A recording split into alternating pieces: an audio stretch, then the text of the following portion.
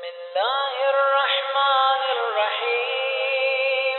اللهم صل على محمد وآل محمد. اللهم زينني فيه بالستر والعفاف، واسترني فيه بلباس القنوع والكفاف، واحملني فيه على العدل والأنصاف، وآمني فيه من كل ما أخاف، بعصمتك يا عصمة الخائفين.